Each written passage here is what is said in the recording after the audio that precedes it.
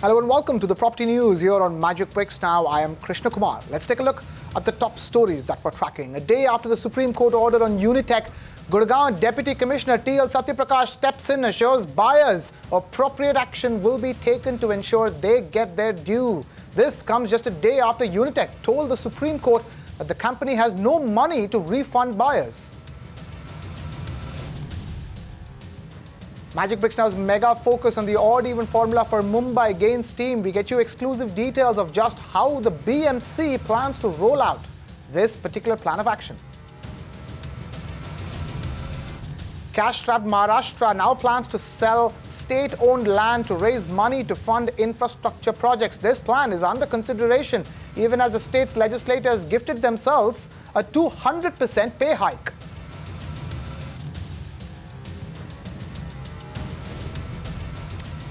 The debt-ridden Maharashtra government is now planning to sell its own land to fund infrastructure projects. The government needs about 2 lakh crore rupees for its mega infrastructure projects and has realized it cannot levy any more taxes on our citizens. It is currently reeling under a debt burden of 3.79 lakh crore rupees. Remember, this plan comes on the heels of the state's legislators unanimously giving themselves a 200% salary hike weeks ago. We have Ruchi Deshpande getting us this report. Take a look.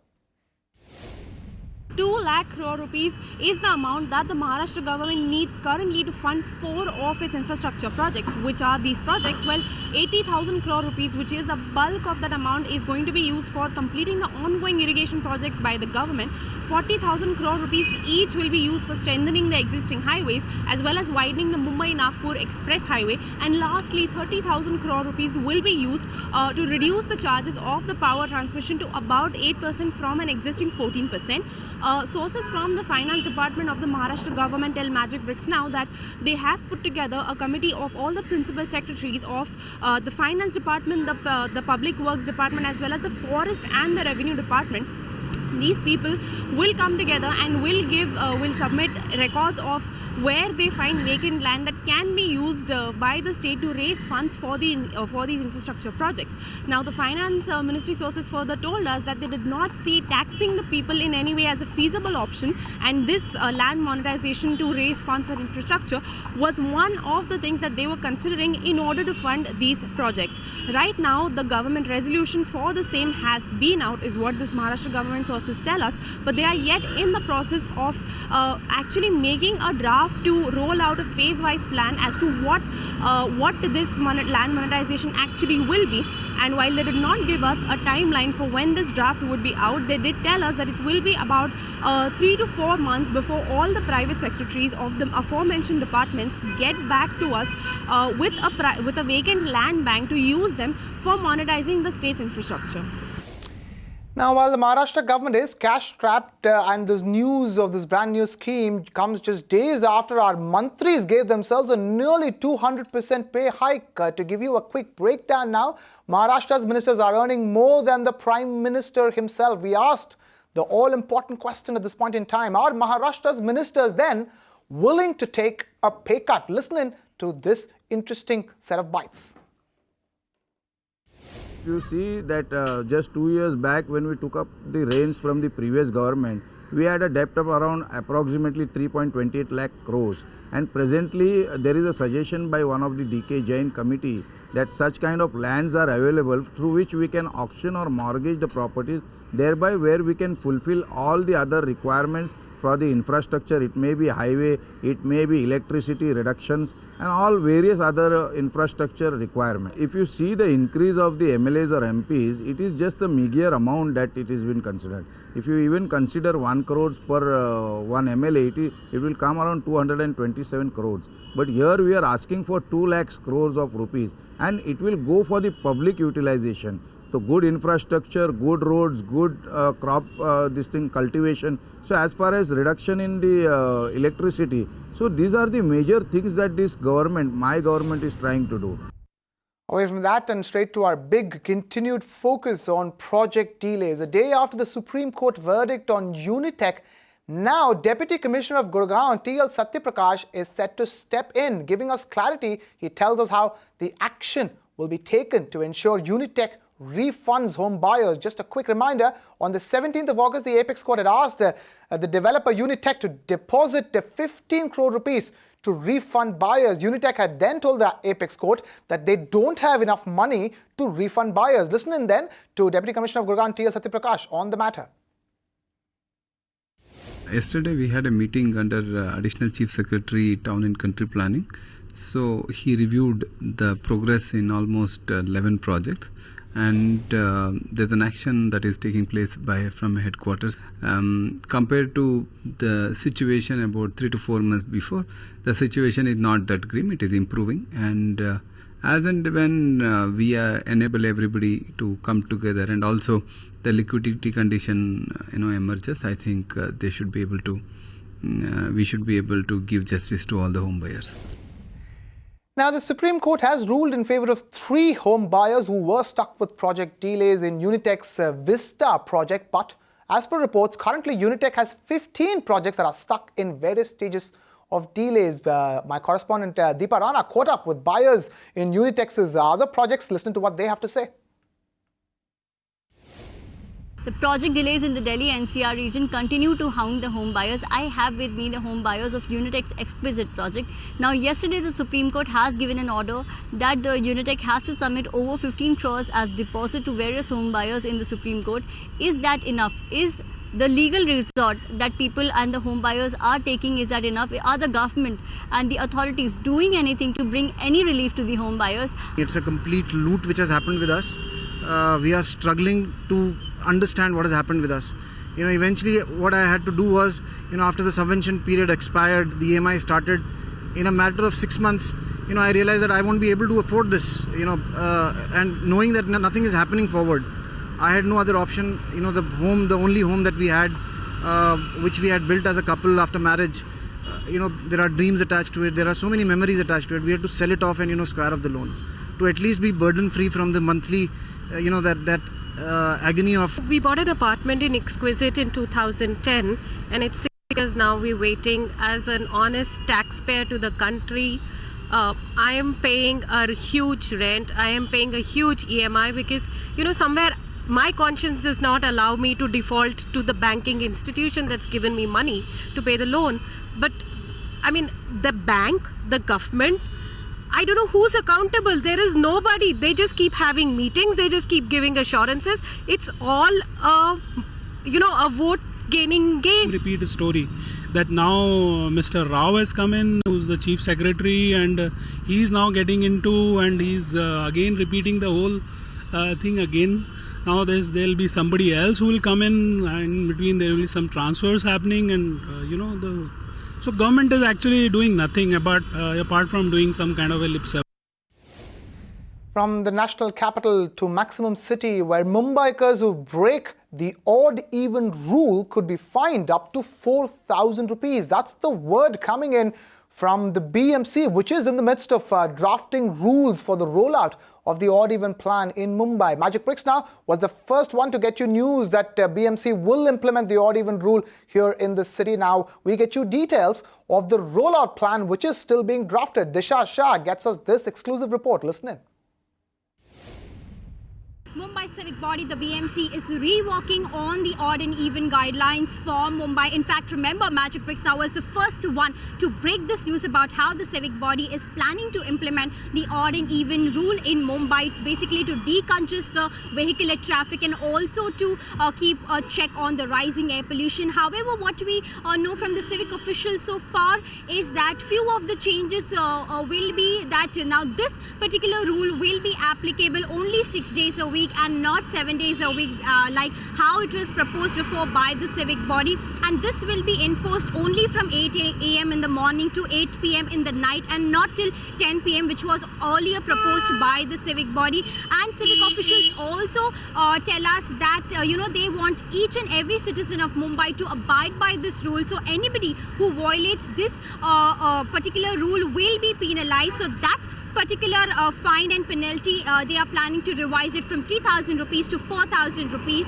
for anybody who violates this rule. And lastly, civic officials also tell us that other factors, other criteria will remain same. For instance, a car ending with an even license number will have to travel on an even date, and license plates ending with an odd number will have to travel on an odd date on the streets. And in fact, they also tell us that this will be applicable only on the private owned four vehicles and not on the public transport and emergency vehicles like the ambulances, the school buses. And in fact, women are also exempted, which means that women can drive on any particular date and any particular day.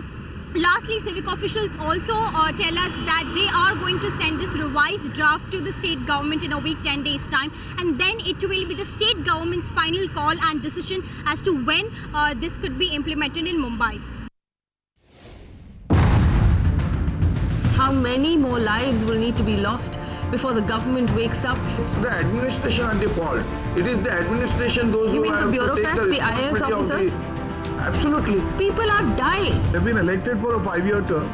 If they are still saying that, look, the previous government is responsible, then I think they don't understand the concept of democracy. How much more time do they want? Now, it is the job of the current government to catch hold of the governing authority and get the work done. The one person, the buck stops at Mr. Devendra Fadnavis. This is his responsibility. He has to come forward. Will you communicate this to Mr. Devendra Fadnavis? You can send in any of your colleague along with me tomorrow itself, and I'll positively see to it that the Honorable CM himself will give you an interview on the same issue. Are you watching the Urban Debate? Only on Magic Bricks Now. Citizens of Bengaluru, your city could run out of drinking water possibly as early as September. Now, the situation is so dire that Karnataka, which has inadequate potable water for the first time in the last 40 years, could be forced to choose between providing drinking water to its citizens and giving it to the farmers for irrigation. Another concern the government is trying to address is the fact that the city of Bengaluru alone consumes 1,500 to 2,000 million litres of water per day from the KRS dam. While the government had earlier decided to release water to farmers till the 30th of August, they've now decided to review the situation first, adding to Bengaluru's woes. The Indian Meteorological Department suggests that there will be no rains in the coming months. For a Magic Bricks Now exclusive, the Maharashtra State Commission has ruled that even a quote-unquote proposed society can approach the Consumer Forum for justice. Now, this will bring relief to lakhs of home buyers who can now group together and seek redressal. The ruling comes in a case filed by the AR Avenue Proposed Society against its developer, Airbani Enterprises. My colleague Suyesha Sawant is standing by in our newsroom with some exclusive details on that front. Suyesha, take it away. Tell us more. That's right. In this case, the argument was that a proposed society is not an entity, but according to the order now that came out on the 12th of August 2016, it says that a proposed society has got an entity to file and continue to argue the cases as an association. Also, irrespective of whether the proposed society is registered or not, they are allowed to file the cases and continue arguing the cases. Also, in this particular case, the State Commission has directed the builder to register the society and give a conveyance to the society after registration by builder within a stipulated period of 4 months. And just to take you through the background of the case had been filed by the secretary against the builder for not complying to the provisions of MOFA. According to MOFA section 10, there is a statutory obligation according to which the builder has to register a society on selling a minimum of 10 flats. So this definitely comes in as a huge relief for home buyers, because now even a proposed society can approach consumer court. And for an expert perspective on the matter, joining us now is Uday Vavikar, VP Consumer Court Bar Association Maharashtra and Goa, and also is the advocate of this particular case. Mr. Vavikar, thank you so much for taking time out to be with us over here. Tell us firstly, help our viewers understand what exactly is the significance of this particular judgment. See, the point is now first time the State Commission has recognized that a proposed society is a consumer. That means even if a society is not registered, they have every right as a consumer, like any association or person, whether registered or not. So that has come now in practice. Though the law says, Consumer Act section 219 says that a person can be an association of person whether registered or not, or a cooperative society. It says a cooperative housing society here, which is not even registered, it is only a proposed. The objection was, unless it is registered, it will not be a person. That has been thrown out by the Consumer Court first time. Mr. Vavekar, you are taking care of this particular case, but can you tell us what exactly this means for other home buyers watching us? It is going to be a great relief to many consumers, where builders avoid to register a society or object to register a society, or try to even do cancellation of such registration of society by fighting the litigation battle. It's a great ray of hope for various consumers. All right, quickly before we let you go, tell us, in this case, the court has ordered the builder to register the society and to make a conveyance to that society in a stipulated time period. How will this, help societies facing similar issues? Conveyance has been granted to said registered society within 3 months from the date of order, and if not done, then there is a 5,000 rupees per day fine to the builder. I think this is the first time so much heavily the State Commission has come. They have granted the people to whom builder does not allow to register the society director, because most of the time builder is scared the moment society will come, their demands will start. He cannot do unauthorized constructions. He will have to do the conveyance, so you can't utilize the balance FSI and TDR. He can't sell the TDR or use it somewhere else.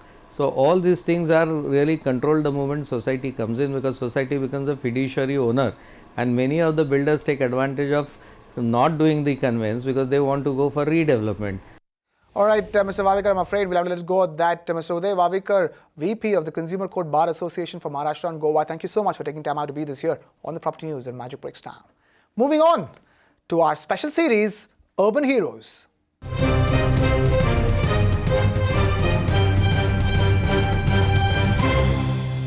Now ask any commuter and they will agree, anybody who has a long-term solution to potholes is definitely an urban hero.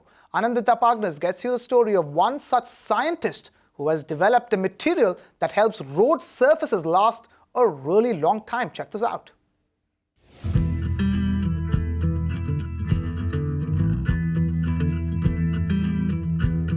Ghantali Road in Thane.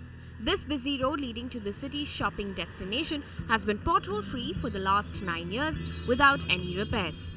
This is a result of a chance that the civic body Thane Municipal Corporation took on as an experimental material developed by a local scientist, Vilas Deshmukh.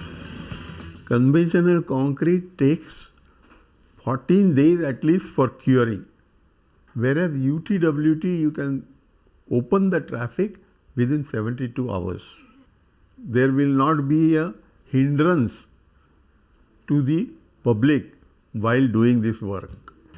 So what is this wonder material? UTWT or ultra thin white topping is a concrete mixture that is poured into bituminous macadam roads. Macadam is a material currently used to construct roads. This is porous, which causes potholes in the monsoon. UTWT forms a layer over these porous roads, thus making them pothole free.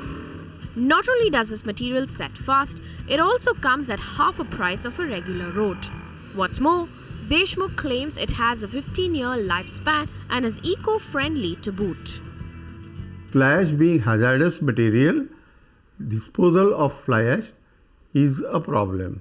Entire world is looking after the utilization of the fly ash. I have used this fly ash up to 50% level in UTWT technology.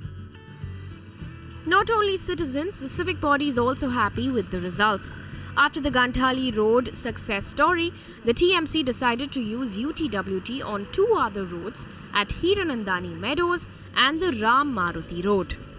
यहाँ पे मैं कब मेरा shop है 3 साल से, मगर आज तक कभी प्रॉब्लम नहीं मिला है मुझे ये शॉप कि कोई बाइक स्लिप हुई या कोई चीज़ में प्रॉब्लम है, कभी शिकायत का मौका नहीं मिला. The TMC seems to have got it spot on with these 3 roads in Thane.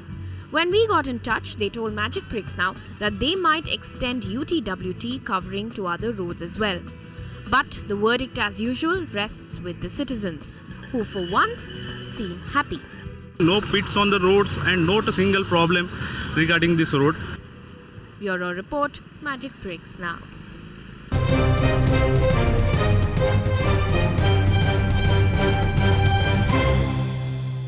Now, if you're one of those like me who has always wanted to buy a home on the beach or in the hills but have been wary of putting in a big sum of money into a destination home, then this particular story is for you. Developers are now out to offer you projects which are built on the quote-unquote sale and lease back model. The idea behind this is to offer you a home that will not only make you the owner of an exquisite property but will also fetch you higher returns on your investment. Suyesha Sawant helps us understand how this model works.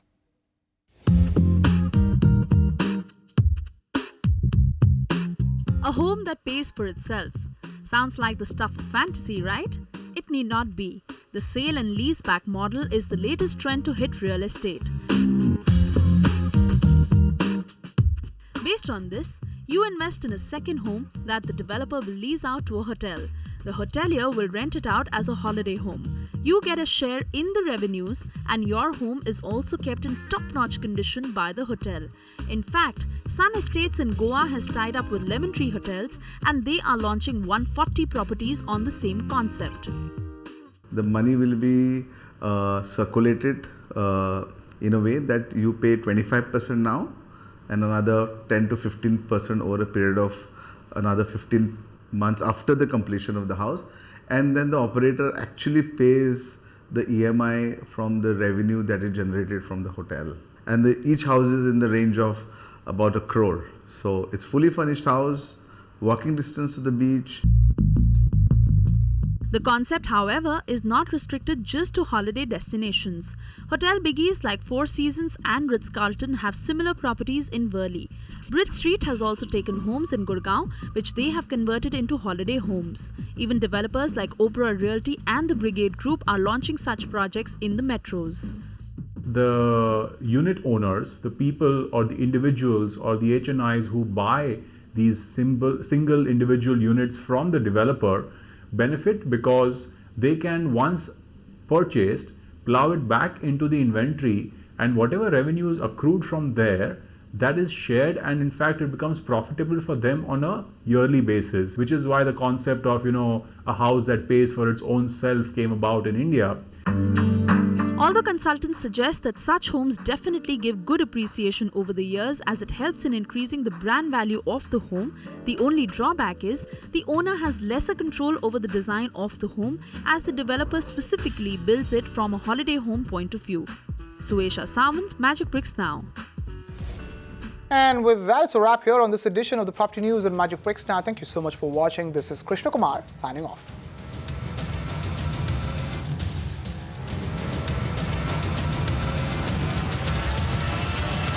You can watch live TV on our website mpnow.in. Find us on Facebook at facebook.com/magicbricksnow. And don't forget to click the like button. You can also follow us on Twitter at Magic Bricks Now. To stay updated with all our programming, hit the subscribe button on our YouTube channel by logging on to youtube.com/magicbricksnow.